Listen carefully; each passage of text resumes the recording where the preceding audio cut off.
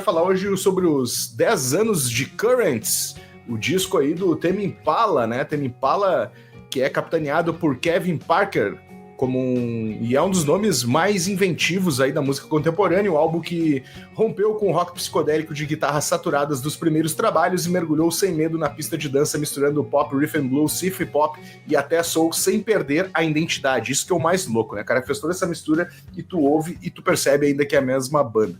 Vamos lembrar também aí o impacto que ele teve junto à cena musical, né? E podemos dizer, cara, que até aqui, né, até este momento, porque o cara já vem preparando disco novo por aí, é um dos discos mais representativos aí de sua carreira, pelo menos no universo mais indie pop, vamos botar assim. É isso, Virgílio? Eu acho que especialmente nesse disco, né, o pop, vamos botar assim, né, o pop do subgênero, eu acho que especialmente nesse disco aí também, né, que é onde ele não é uma guinada, né, porque na verdade o disco anterior ele já vinha trabalhando com os elementos ali do que a gente veria no Currents, né, mas eu acho que aqui o pop ganha uma proeminência grande, assim, né. E aí, Júlio?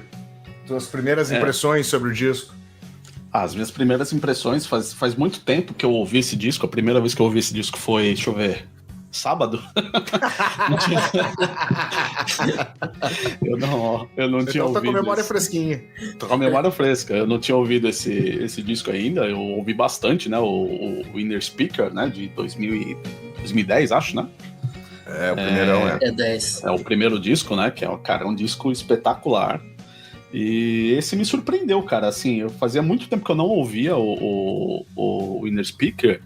E quando eu ouvi esse disco, eu percebi logo de cara, assim, a mudança, né? Do que você falou, né? Saiu aí as guitarras psicodélicas aí, entrou aí um sintetizador, né? Uma música mais eletrônica, né? Confesso que foi um baque pra mim. Eu fui com uma cabeça, né, eu falei assim, putz, vou ouvir a continuação daquele disco, né, que eu sempre ouvi, que eu sempre gostei. E, cara, foi uma surpresa digamos que uma surpresa boa, vai. Não foi nada, pô, os caras traíram o movimento, não foi nada disso, mas como a gente costuma dizer, né, é um descaralhaço também. Cara, eu acho que eles não chegaram a atrair um movimento, mas ele é muito mais difícil para uma geração como a nossa absorver ele de primeira, assim, né? A gente é da geração X/milênios aí, né? Então ele tá muito mais antenado com essa galera da geração Z, né? Que é uma galera que mistura mais, né? Tem menos preconceito sonoro, apesar de que a gente viveu bastante isso nos anos 90, a mistura de estilos, né? Se é que tem uma origem essa mistura de estilos musicais, aí acho que a gente pode começar colocando aí nos anos 90, né? Onde se misturou, principalmente aqui no Brasil, lá fora também, né?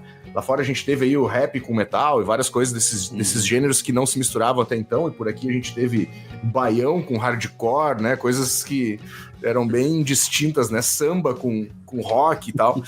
Mas, cara, ele é um disco muito mais palatável para essa geração, né? Que tá mais acostumado com a pegada eletrônico, né? Os sintetizadores até que não, pelo menos a impressão que eu tenho, ele não pega tanto, ele não é tão impactante, né, cara? Mas essa batida eletrônica, o kick eletrônico, né? Isso é muito música eletrônica, assim, né? Ele me lembrou Daft Punk, cara, às vezes. Às vezes ele dá umas pitadas, como... Vou puxar de novo aí o disco que eu mais tenho contato deles, né? Que é o Winner, né?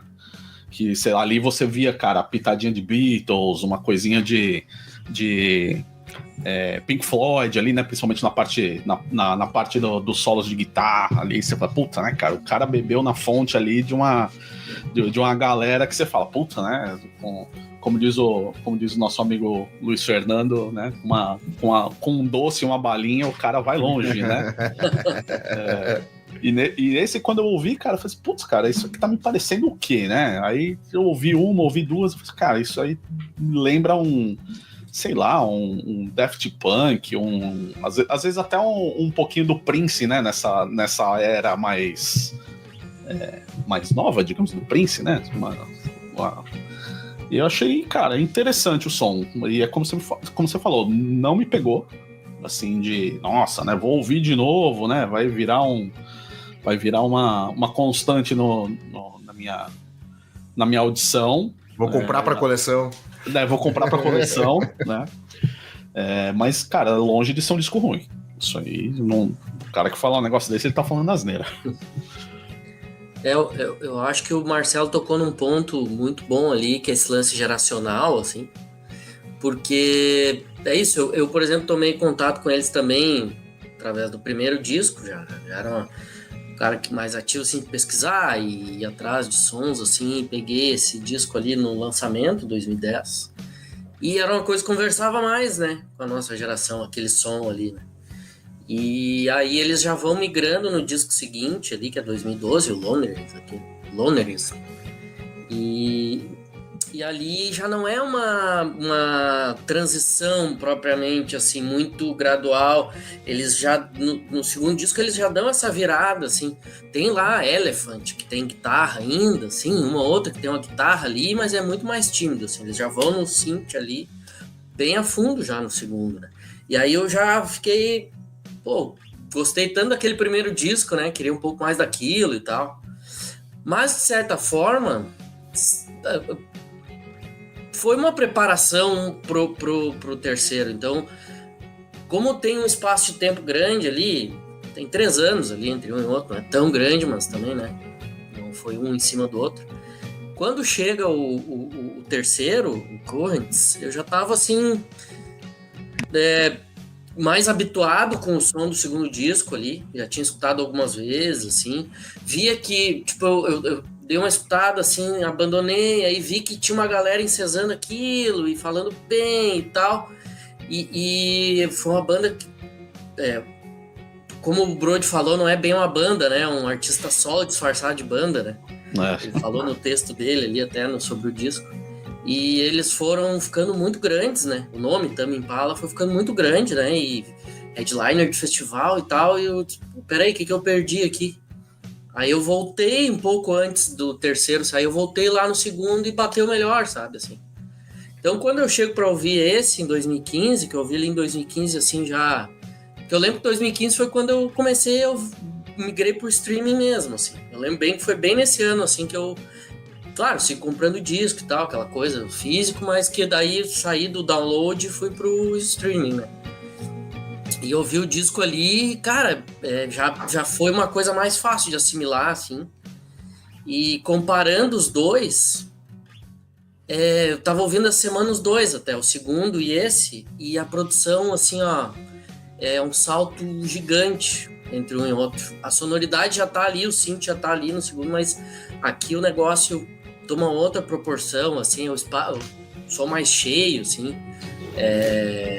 Cara, aqueles timbres ali de baixo, bateria ali, é um negócio de louco, assim, cara. Eu não sei, eu entendo hoje, assim, sem ser um cara muito técnico, entender muito de produção e tal, mas pro meu ouvido, assim, eu entendo porque que o Kevin Parker é um cara tão requisitado, assim, tão, assim... aclamado, assim, como produtor mesmo, né? Não só como músico e tal, como compositor, assim, mas que o som que ele tirou ali, cara, nesse disco aqui é loucura, assim. É, muito louco, né?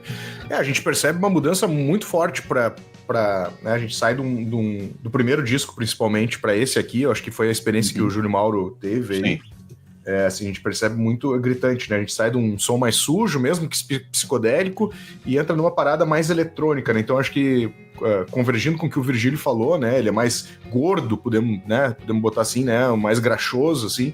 É porque, né, assim, esses elementos de música eletrônica, como um kick, onde tu consegue modular, né? Que é o bumbo, né?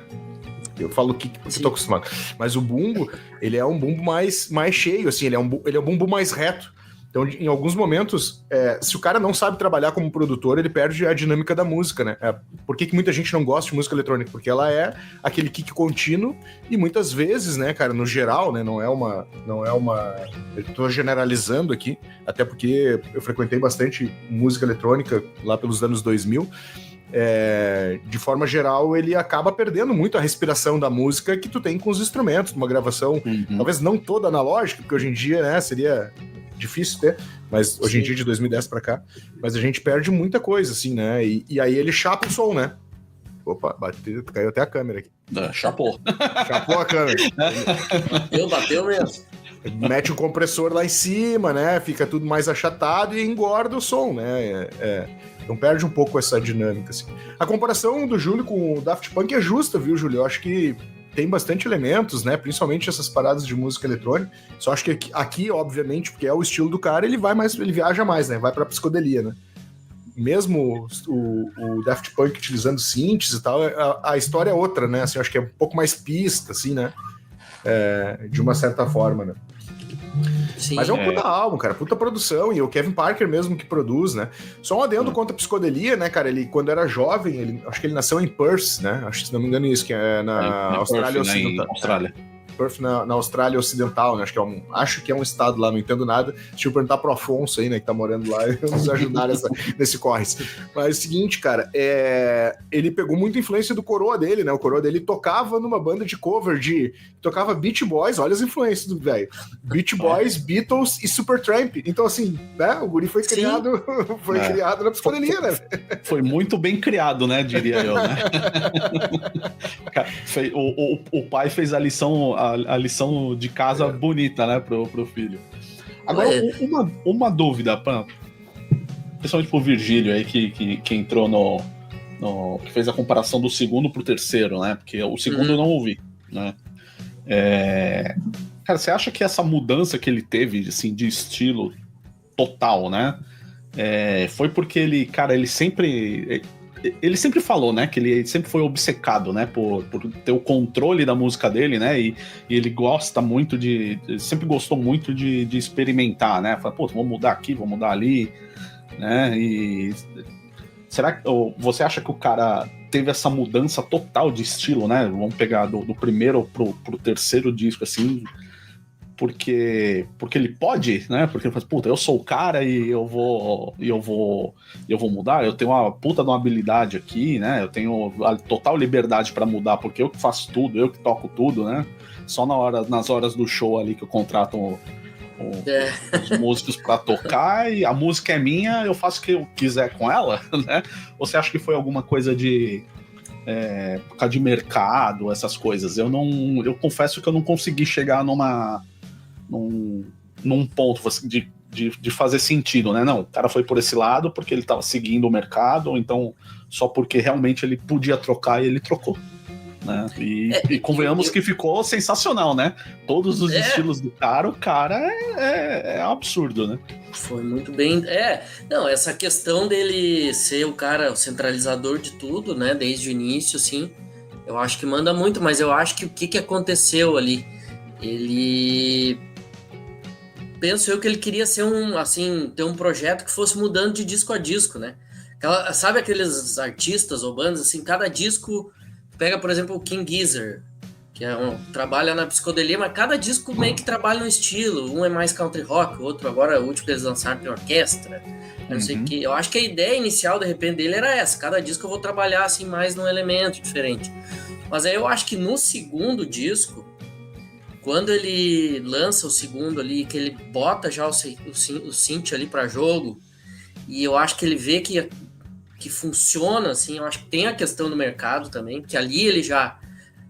tem até uma entrevista que ele deu, que ele disse que ele conseguiu comprar a casa dele depois daquele disco, né, do segundo disco. Então tem a questão de mercado, que eu acho que ele viu que era viável a carreira dele, né, com aquele som que ele fez no segundo, e aí ele foi mais a fundo naquilo no terceiro, né? Eu acho que tem um pouco isso, assim, eu acho que ele viu, e artisticamente também, né? Eu acho que ele viu, funcionou, o disco ficou bom e eu acho que eu consigo ir mais além ainda dentro disso aqui. Fala aí, Desconectors! Esse aqui é um corte do nosso podcast Redação Desconecta, que acontece todas as terças-feiras, às 8 horas da manhã no Spotify e às 20 horas no YouTube. Não esquece de deixar o like e também seguir a gente por lá.